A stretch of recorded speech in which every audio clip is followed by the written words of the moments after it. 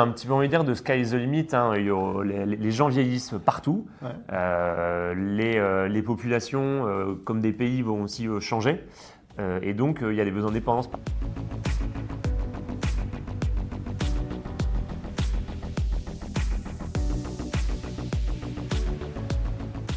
Bien, bonjour à tous. Nous sommes dans une nouvelle séquence de thé, café au SCPI et j'ai grand plaisir à accueillir, mais bon, on se voit quand même assez fréquemment, Pierre-Louis Auroux, qui est notre directeur des investissements. Alors, il faut le choper parce que c'est quand même notre pigeon voyageur, notre globe-trotter. Il arpente le monde et il va nous faire un petit carnet de voyage. Comment ça va, Pierre-Louis ?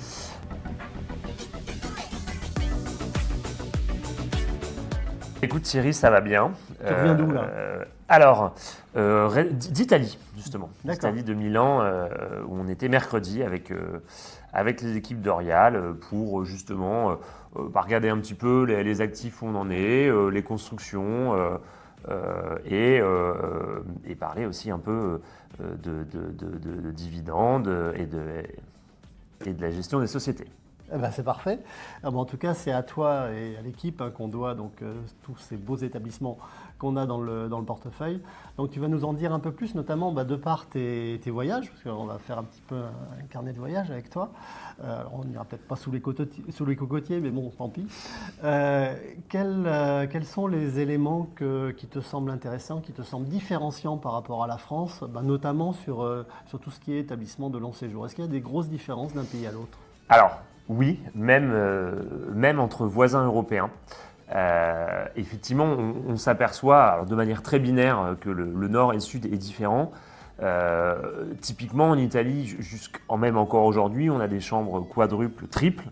En Espagne, on a encore aussi pas mal d'établissements avec des chambres doubles. C'est culturel, c'est comme ça. Et plus on va monter vers le nord, plus on va aller sur des établissements qui ont uniquement des chambres simples et des plus petites structures. Donc, quand même, on est voisins, on est tous européens, mais il y a des différences culturelles qui existent et qui sont intéressantes. Alors nord-sud, c'est intéressant, effectivement, c'est culturel, peut-être aussi transatlantique, puisqu'on est aussi au Canada, il y a des différences. Enfin, moi j'ai eu la chance d'y aller aussi, donc des belles différences. Je te confirme, ne serait-ce qu'en termes de taille, si on revient effectivement sur tout ce qui va être les pays comme l'Irlande ou le UK, on va des établissements qui font plutôt 70 lits. Le Canada, tu as pu le voir, on va être sur des établissements qui font 250 lits, mais c'est culturel. Ouais.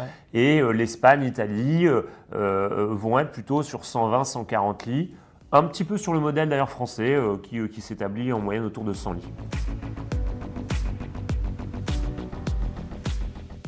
Alors, c'est vrai qu'on a une vocation, et grâce à toi notamment, très internationale, de façon assez native.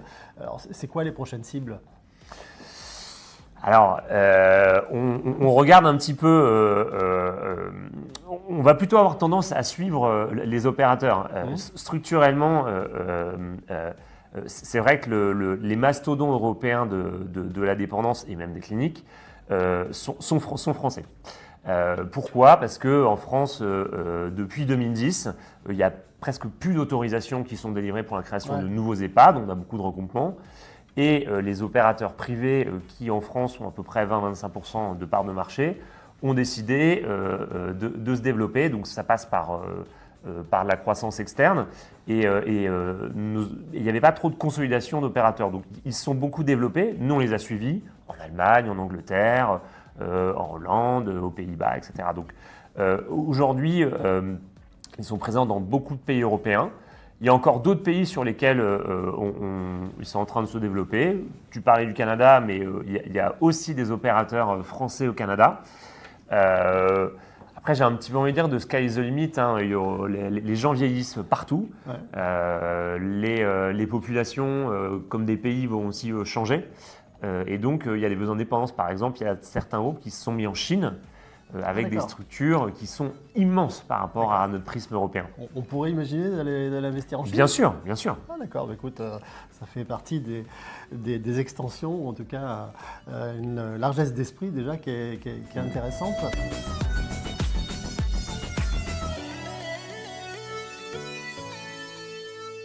Alors je crois également que dans d'autres pays, il y a plus de contrôle sur le mode de fonctionnement, Alors, est-ce que ce sont des scores de qualité, etc., qui nous ont fait défaut finalement en France, mais c'est vrai que tu as rappelé, en France, on est plutôt sur des large cap, on est plutôt sur des small et mid cap, peut-être à l'étranger.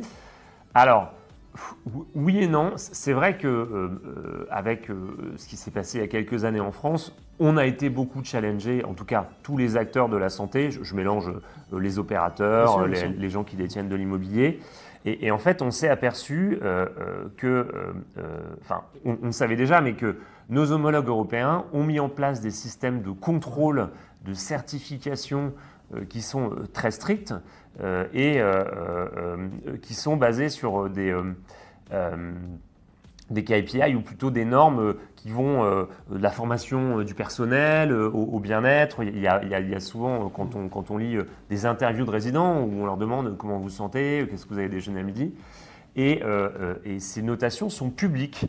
C'est-à-dire que demain, si tu as le choix, tu vas regarder toi la notation de l'établissement, est-ce qu'il est bien, est-ce qu'il n'est pas bien, et tu vas pouvoir décider. Ce qui fait qu'il y a une... Et même moi j'ai compris parce que j'ai vu des codes couleurs. Donc j'ai vu Tout que à quand fait. c'était rouge, il fallait peut-être pas trop y aller. Orange, c'est best in progress, et vert, c'est nickel. Exactement. Donc ça crée en fait une compétition assez saine vers la qualité.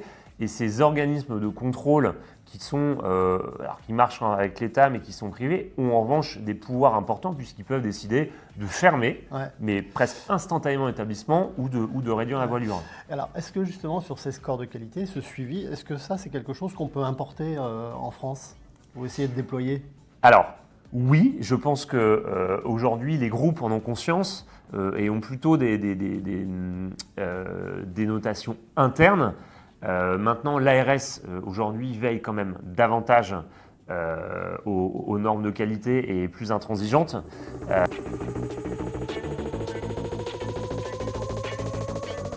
Tu nous as parlé effectivement de comportements un peu différents dans certains pays, y compris les voisins, j'ai bien compris, de consolidation, de concentration des acteurs. Est-ce qu'il y a des modes alternatifs également à tout ce qui est, on peut penser aux EHPAD parce que principalement sur le long séjour on parle de ça, mais ça ne s'appelle pas d'ailleurs forcément comme ça partout.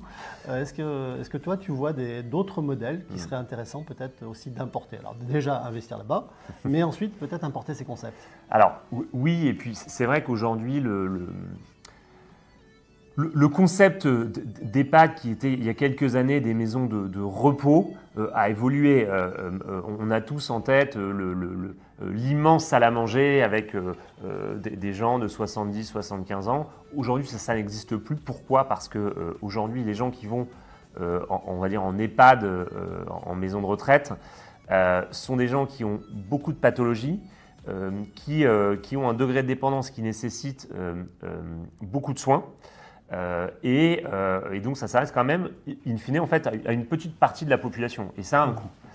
Et c'est vrai qu'aujourd'hui, par ailleurs, on vieillit plus longtemps, mais aussi en même santé. Et les seniors ou les aînés d'aujourd'hui, ce ne sont pas les mêmes que ceux d'il y a 50 ans. Ils ont connu la croissance économique, l'avion, pouvoir voyager, enfin tout un système de confort qui n'existait pas. Et donc effectivement, aujourd'hui, il y a des alternatives qui se développent. Alors, on appelle ça du co-living pour seniors, si on veut un petit peu généraliser cela. Il y a aussi des concepts de logement intergénérationnel. Par exemple, en Allemagne, on a acquis il y a quelques années un concept où il y a une école présente au sein du groupement dans lequel les aînés peuvent intervenir, avoir des jardins un petit peu intergénérationnels. Donc, et c'est vrai que c'est assez intéressant parce qu'on se rend compte dans les études, etc., que le fait d'être au contact d'autres personnes, en fait, dynamise. Ça crée des lieux de vie finalement et c'est un engouement. Et je crois d'ailleurs aussi qu'on constate que les gens vivent un petit peu plus longtemps. Tout à fait. Certes un peu mieux, c'est tant mieux, mais également un peu plus longtemps. Donc tout ça, effectivement, on coche des cases intéressantes. Et les nouveaux concepts sont intéressants puisque tout le monde n'a pas de destination et vocation à aller en EHPAD. Après, on se rend compte que quand même, quand on vieillit, il faut quand même un petit peu d'aide, de structure.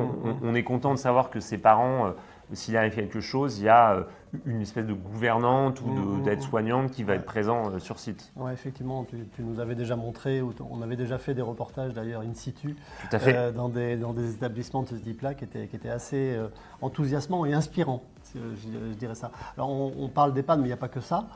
Tu constates toi aussi à l'étranger peut-être des pôles de regroupement de médecins, d'expertise au sein de centres médicaux, de maisons de santé, des choses comme ça. Est-ce que ça c'est typiquement français ou est-ce qu'on le voit également à l'étranger?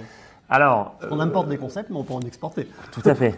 Alors, effectivement, on se rend compte que la médecine de ville aussi, comme on l'a connue il y a quelques années avec le médecin en pied d'immeuble, ça existe moins. Alors après, on a plutôt des regroupements ou même des marques, des groupes qui se créent, ou dans lesquels les médecins vont exercer quelques jours et effectivement ces concepts de centres médicaux où tu peux aller, tu fais dans la même journée dentiste, généraliste et puis spécialiste pour schématiser. Tu termines à la ça se salle de développe sport. pas mal. Exactement, pour faire le cardio. Voilà. Ça se développe et on réinvente aussi le concept hospitalier. Ouais. Puisque avant, on restait, on se faisait opérer, on allait rester 2-3 jours. Aujourd'hui, on va pousser sur de l'ambulatoire, du fast track. Alors pour plusieurs sujets, notamment, la première est aussi une question de coût. Il faut savoir qu'une journée en hôpital coûte extrêmement cher et l'ambulatoire permet aussi de faire plus d'actes. Donc en fait, tout le système de santé, que ce soit l'hébergement long, l'hébergement court ou temporaire, est en pleine mutation. Bon, je vais te laisser parce qu'il faut que tu prennes un avion, sûrement. Mais on va aller prendre un autre café. Merci beaucoup, Pierre-Louis. Eh bien, je t'en prie, Thierry. J'espère que j'ai pu t'apporter quelques lumière sur le fonctionnement et ce qui se passe un peu dans la santé en Europe. C'est toujours effectivement intéressant et encore une fois très inspirant. Donc, merci beaucoup, très belle journée et puis à très bientôt. À très bientôt pour une autre session. Je recevrai également une autre personne qui nous donnera un petit peu son avis sur son métier et la façon dont il le pratique. À très bientôt. Merci, au revoir Thierry.